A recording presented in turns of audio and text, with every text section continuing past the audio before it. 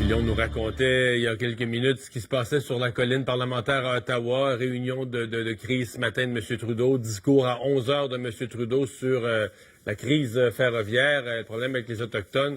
On sait maintenant qu'il y aura débat d'urgence. Raymond vient de nous confirmer qu'il y aura débat d'urgence ce soir qui est demandé par l'opposition sur le sujet.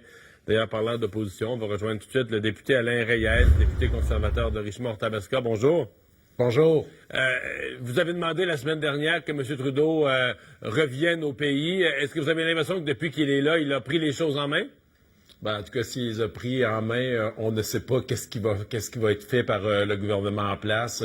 Tous les journalistes, l'opposition, on pose des questions, mais malheureusement, on ne connaît pas le plan du gouvernement pour trouver une solution à cette crise. On est rendu au 13e jour. Ça a pris 12 jours à ce premier ministre pour se rendre compte qu'il y avait une crise et convoquer son comité d'urgence, malgré le fait que depuis une semaine, on lui rappelle l'importance de revenir au pays pour s'occuper du dossier qui a un impact sur notre économie partout au pays, puis au Québec particulièrement. Le gouvernement, les membres du gouvernement disent travailler d'une façon qui n'est pas spectaculaire, par en dessous, des dialogues utiles, productifs, mais peu visibles. Ça vous rassure? En tout cas, on est rendu à la 13e journée, puis je vois aucun changement, puis je vois les demandes de nos gens d'affaires qui nous appellent, les agriculteurs. On va commencer à voir l'impact sur le prix des produits dans les épiceries, dans les commerces très bientôt, au niveau du propane. Et il n'y a aucun changement. C'est tout à fait... La situation en ce moment est illégale. C'est drôle parce que même quand vous regardez les chiffres, pour les gens qui nous écoutent, 85% des citoyens des secteurs touchés par ces Premières Nations ne sont pas d'accord avec ce blocus-là. L'ensemble des chefs élus sont contre le blocus et même au niveau des chefs qui sont récalcitrants, il y en a 8 sur les 13 qui sont contre ce blocus et qui demandent que ça se lève. Donc, on est rendu avec 5 personnes qui sont en train de mobiliser certains individus partout au pays et qui créent cette crise économique sur l'ensemble de la population.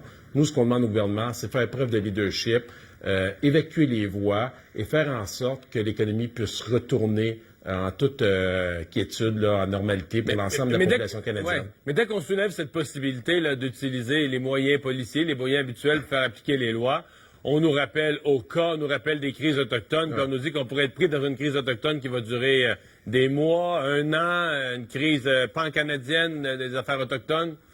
Peut-être que si le premier ministre faisait preuve de leadership, avait un discours qui était ferme, on n'en serait pas là aujourd'hui. Le problème, c'est qu'on tarde à chaque fois qu'il y a une situation pour poser des gestes clairs de la part du gouvernement.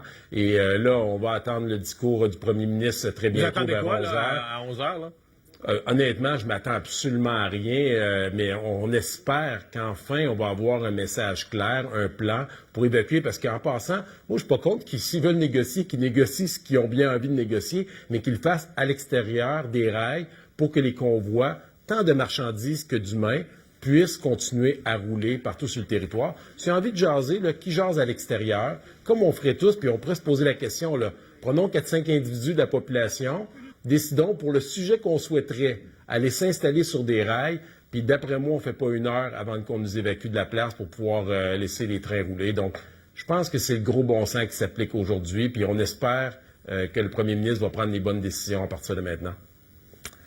On va surveiller ça. Alain Reyes, merci d'avoir été là.